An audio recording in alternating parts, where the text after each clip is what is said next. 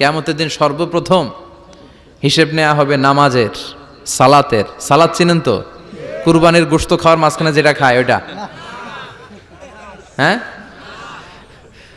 এটারে বাংলায় আমরা নামাজ বলি। কি বলি? নামাজ। বিশ্বনবী ইন্তেকাল করবেন, রুহু বের হয়ে যাচ্ছে, দুই তিনটা শব্দ বললেন, এর মধ্যে একটা ছিল সালাত। আর সালাত, উম্মতেরা নামাজ, নামাজ, নামাজ ছেড়ে দিও না। ওমা মালাকাত আইমানুহুম।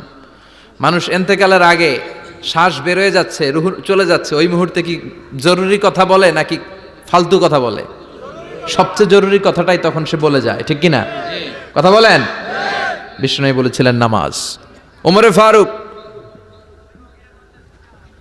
ওনার কাছে আবু লুলু আল মাজুসি এক অগ্নি উপাসক এসে বিচার দিল, ইয়া ওমর আল ফারুক, আমার মনিবের নাম হচ্ছে মুগীরা ইবনে শুবা, সে প্রতিদিন